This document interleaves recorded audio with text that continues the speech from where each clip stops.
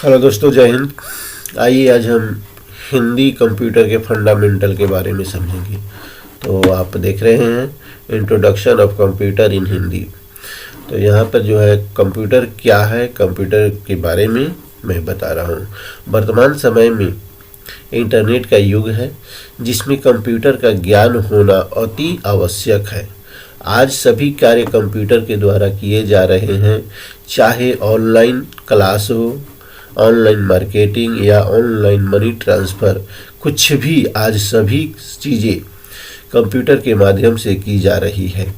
तो इसी कड़ी में हम आज की इस पोस्ट में जानेंगे कि कंप्यूटर क्या है, कंप्यूटर का पूरा नाम, कंप्यूटर को हिंदी में क्या कहते हैं आदि बहुत सारे सवालों का जवाब हम आज इस पोस्ट में जानेंगे। तो यहाँ पे आप देख सकते हैं कंप्यूटर शब्द की उत्पत्ति कहाँ से हुई है। कंप्यूटर शब्द की उत्पत्ति लैटिन भाषा के कंप्यूट शब्द से हुई, जिसका अर्थ है कैलकुलेशन। तो हम कह सकते हैं कि कंप्यूटर गणना करने वाली एक मशीन है, इसीलिए कंप्यूटर को हिंदी में संगणक कहा जाता है। कंप्यूटर को हिंदी में संगणक कहा जाता है। एक क्वेश्चन भी पूछता है कि कंप्यूटर को हिंदी में क्या कहा जाता है। कंप्यूटर बना यानी कंप्यूटर कैसे बना। कंप्यूटर हार्डवेयर और सॉफ्टवेयर से मिलकर बना है। आइए कंप्यूटर का फुल फॉर्म जानते हैं। कंप्यूटर का फुल फॉर्म और कंप्यूटर का नाम क्या है।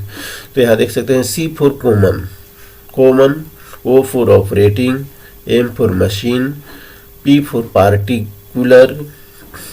पार्टिकुलरली और U for used for, T for technical, E for educational और R फॉर रिसर्च।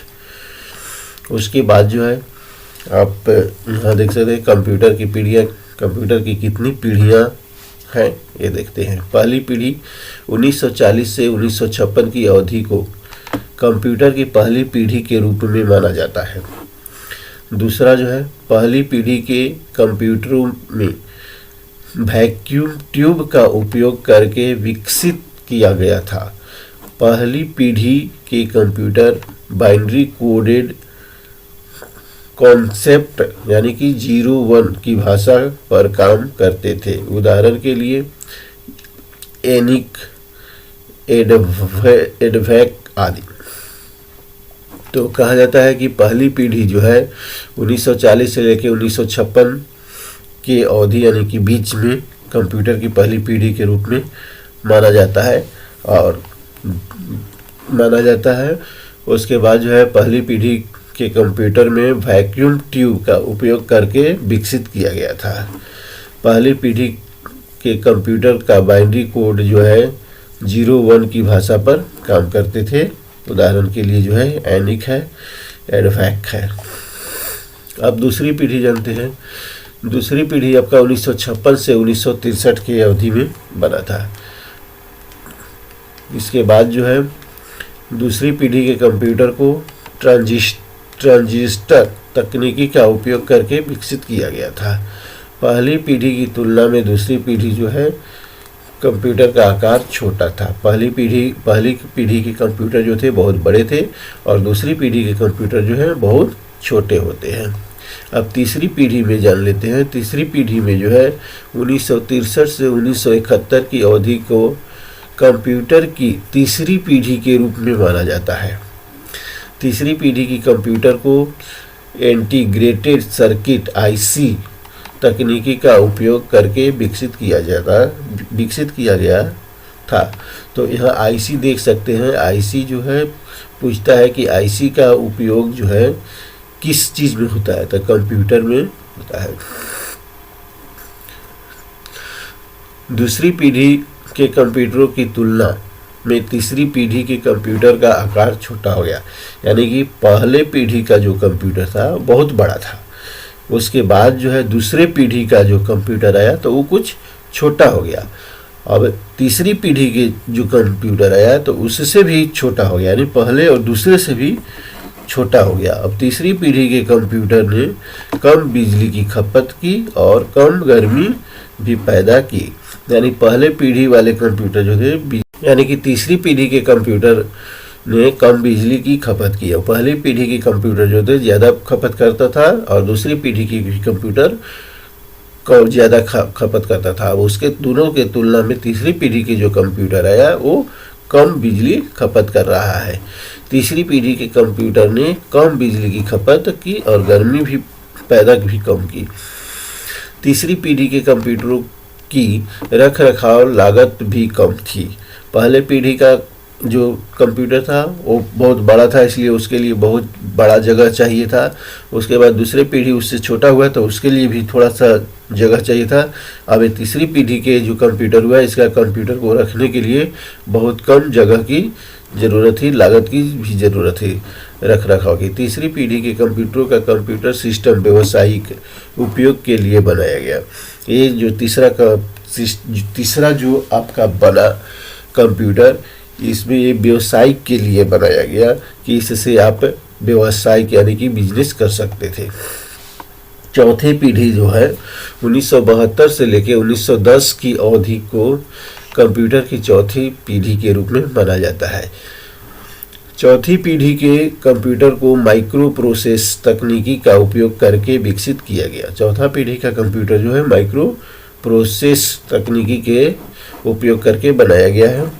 चौथी पीढ़ी में आने से कंप्यूटर आकार में बहुत छोटा हो गया। यह आम लोगों के लिए भी उपयोग हो गया ना। चौथी पीढ़ी के जो कंप्यूटर है ये बहुत छोटा हुआ है। अब देखते हैं पांचवी पीढ़ी का कंप्यूटर।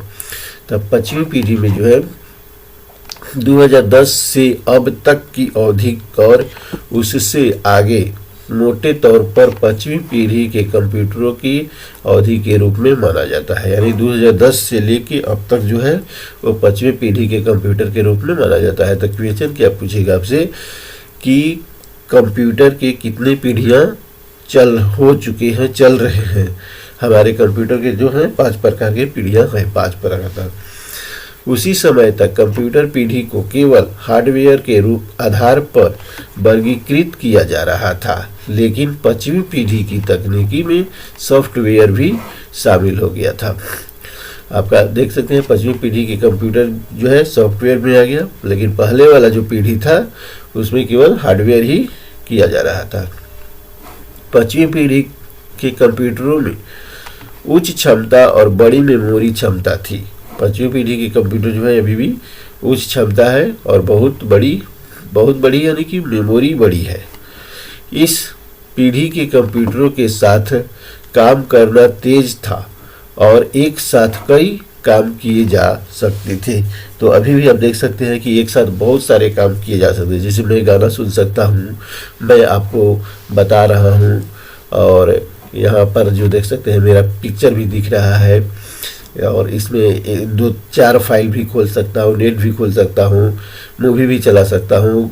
तो इस तरह से एक साथ बहुत सारे काम हो सकते हैं। पांचवी पीढ़ी की कुछ लोकप्रिय उन्नत तकनीकों में artificial intelligence, quantum computation, nano technology, parallel processing आदि शामिल है। अब यहाँ देख सकते हैं टाइप ऑफ कंप्यूटर, कंप्यूटर के प्रकार। कंप्यूटर के कितने प्रकार होते हैं? तो डेटा हैंडलिंग क्षमताओं के आधार पर कंप्यूटर 3 प्रकार के होते हैं। यानी कि डेटा हैंडलिंग क्षमताओं के आधार पर कंप्यूटर 3 प्रकार के होते हैं। एनालॉग कंप्यूटर, डिजिटल कंप्यूटर और हाइब्रिड कंप्यूटर। ये 3 प्रकार के कंप्यूटर है। तो एनालॉग कंप्यूटर क्या है, आइए हम जानते हैं। एनालॉग कंप्यूटर जो है, एनालॉग कंप्यूटर को एनालॉग डेटा को प्रोसेस करने के लिए डिजाइन किया गया है। एनालॉग डेटा निरंतर देता है होना चाहिए, है जो लगातार बदलता रहता है। हम कह सकते हैं कि एनालॉग कंप्यूटर का उपयोग वहाँ किया जाता है जहाँ हमें हमेशा गति, तापमान, दबाव और करंट जैसी सटीक मानों की आवश्यकता नहीं होती है। अब डिजिटल कंप्यूटर क्या है? डिजिटल कंप्यूटर जो है, डिजिटल कंप्यूटर को उच्च गति पर गणना और तार्किक संचालन करने डिजाइन कंप्यूटर को उच्च गति पर गणना और तार्किक संचालन करने के लिए डिजाइन किया गया है। यह डेटा अंकों या बाइनरी नंबर यानी 0 और 1 के रूप में इनपुट के रूप में स्वीकार करता है और आउटपुट का उत्पादन करने के लिए इसकी मेमोरी में संग्रहीत कार्यक्रमों के साथ इसे संसाधित करता है। सभी आधुनिक कंप्यूटर जैसे लैपटॉप, डेस्कटॉप, स्मार्टफोन सहित जिनका हम घर या कार्यालय में उपयोग करते हैं वे डिजिटल कंप्यूटर है। यानी कि कहने का मतलब है कि डिजिटल कंप्यूटर क्या है कि जो हम लोग मोबाइल वगैरह से काम करते हैं ना, तो वो जो है आपका घर में जिनका घर में कंप्यूटर है, लैपटॉप, डेस्कटॉप, ये जितने भी हैं सब डिजिटल कंप्यूटर है। अब आइए हाइब्रिड कंप्यूटर क्या है। तीसरा है हाइब्रिड कंप्यूटर। हाइब्रिड कंप्यूटर में एनालॉग और डिजिटल कंप्यूटर दोनों की विशेषताएं होती है। यह एक एनालॉग कंप्यूटर की तरह तेज है और इसमें डिजिटल कंप्यूटर की तरह मेमोरी और सटीकता है। यह एनालॉग संकेतों को स्वीकार करता है और प्रसंस्करण से पहले उन्हें डिजिटल रूप में परिवर्तन करता है। इसीलिए इसका व्यापक रूप से विशेष अनुप्रयोग में उपयोग किया जाता है, जहां एनालॉग और डिजिटल डेटा दोनों को संसाधित किया जाता है। उदाहरण के लिए पेट्रोल पंपों में एक प्रोसेसर का उपयोग किया जाता है जो ईंधन प्रवाह के माप को मात्रा और कीमत में परिवर्तन करता है। इसी तरह उनका उपयोग हवाई जहाज, अस्पतालों और वैज्ञानिक अनुप्रयोगों में किया जाता है। यानी कहने का मतलब है कि हाइब्रिड कंप्यूटर जो है आपका, जैसे आप देखते हैं कि पेट्रोल पंप पर जो लगा हुआ रहता है, जैसे ही पेट्रोल पंप वाले जो पेट्रोल देते हैं वो जैसे ही आपको बाइक में लगाते हैं तो उसमें जो है हाइब्रिड का प्रोसेसर लगा हुआ रहता है और उसमें मीटर भी हाइब्रिड का लगा हुआ रहता है और उस प्रोसेसर के उपयोग से जो है ना ईंधन प्रवाह होने लगता है और साथ में मात्रा, कीमत वगैरह भी दिखने लगता है। और हवाई जहाज में जो प्रोसेसर लगते हैं और अस्पतालों और वैज्ञानिक के अनुप्रयोग में जो किए जाते हैं वो सब हाइब्रिड के कंप्यूटर होते हैं। तो यहाँ पे आते हैं, आकार के आधार पर कंप्यूटर 5 प्रकार के होते हैं। एक सुपर कंप्यूटर है। सुपर कंप्यूटर सबसे बड़े और सबसे तेज कंप्यूटर हैं। वे बड़ी मात्रा में डेटा को संसाधित करने के लिए डिजाइन किए गए हैं।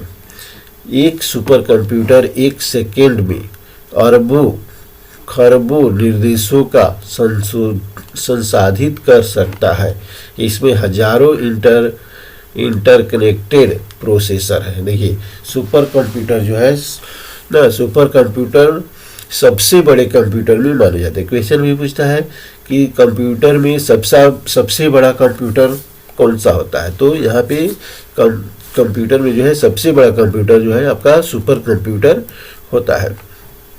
इसमें क्या है कि वे बड़ी मात्रा में डाटा को संशोधित यानी कि डाटा को ट्रांसफर करते हैं और निर्देश देते हैं। एक सुपर कंप्यूटर का 1 सेकेंड में खरबों निर्देशों का संशोधित किया जाता है, यानी कि 1 सेकेंड में जो है बहुत सारे डाटा को निर्देश पहुंचा देता है। इसमें हजारों इंटरकनेक्टेड प्रोसेसर लगे हुए रहते हैं।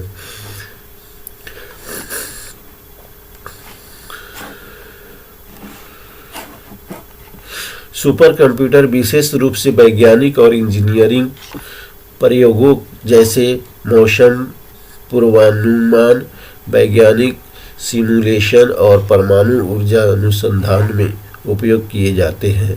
पहला सुपर कंप्यूटर 1976 में रोजर क्रे द्वारा विकसित किया गया था। देखिए सुपर कंप्यूटर का युग जो है हम लोग सुपर कंप्यूटर नहीं चलाते हैं। हम लोग सुपर कंप्यूटर नहीं चलाते हैं। सुपर कंप्यूटर का यूज कहाँ पर होता है कि वैज्ञानिकों लोगों ने करते हैं, इंजीनियरिंग प्रयोग के लिए किया जाता है। मौसम पूर्वानुमान, मौसम के पता लगाने के लिए किया जाता है। वैज्ञानिक मैसूलेशन और परमाणु ऊर्जा अनुसंधान में किया जाता है।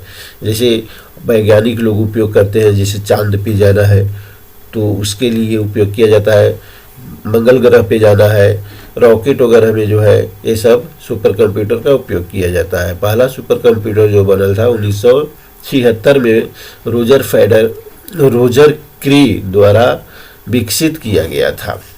अब आइए मेन फ्रेम कंप्यूटर दूसरा जो है मेन फ्रेम कंप्यूटर क्या है।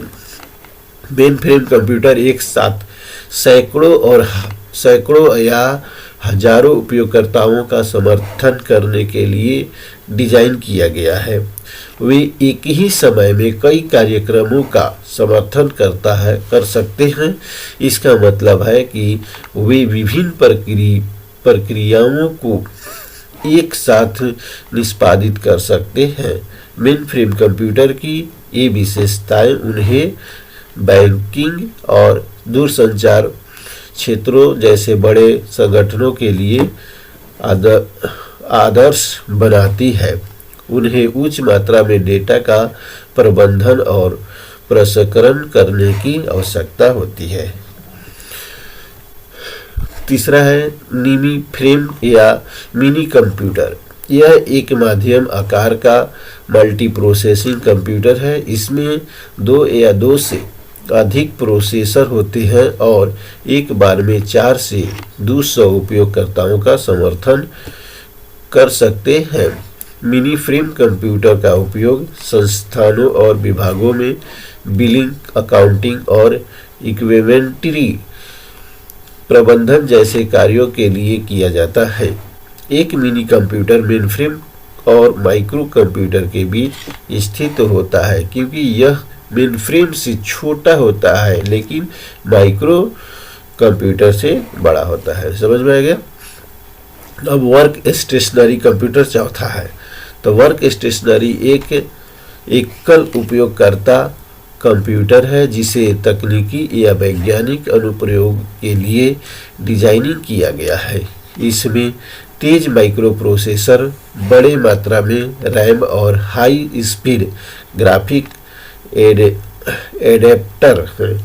यह आमतौर पर महान विशेषता के साथ एक विशिष्ट कार्य करता है। तदनुसार वे विभिन्न प्रकार के होते हैं, जैसे कि graphics work stationery, music work station और इंजीनियरिंग डिजाइन वर्क स्टेशन इत्यादि। अब पांचवा देखिए, पांचवा है माइक्रो कंप्यूटर। माइक्रो कंप्यूटर को पर्सनल कंप्यूटर के रूप में भी जाना जाता है। यह एक सामान्यतः उद्देश्य वाला कंप्यूटर है जिसे व्यक्तिगत उपयोग के लिए डिजाइन किया गया है। इसमें central processing unit, memory, storage area, input unit और आउटपुट यूनिट के रूप में एक प्रोसेसर है। लैपटॉप और डेस्कटॉप कंप्यूटर माइक्रो कंप्यूटर के उदाहरण है। हम लोग जो उपयोग करते हैं कंप्यूटर, ये आपका माइक्रो कंप्यूटर का उदाहरण है। इसमें क्या होता है कि इसमें सेंट्रल प्रोसेसिंग यूनिट लगा हुआ रहता है जो कि इनपुट और आउटपुट दोनों का काम करता है। उदाहरण है, वे व्यक्तिगत काम के लिए उपयुक्त हैं जो एक असाइनमेंट कर सकते हैं, एक फिल्म देख सकते हैं या कार्यालय के काम के लिए कार्यालय में हो सकते हैं। अब उसके बाद आते हैं कंप्यूटर के घटक, यानी कि कंपोनेंट ऑफ कंप्यूटर। यहाँ पे देखिए कंप्यूटर के 3 मुख्य घटक होते हैं: input, output unit, central processing unit CPU और मेमोरी यूनिट। तो वीडियो बहुत लंबा हो रहा है, इसलिए इसे मैं नेक्स्ट वीडियो में बनाऊंगा। जय हिंद, जय भारत। इसी तरह मेरे वीडियो को लाइक कीजिए, शेयर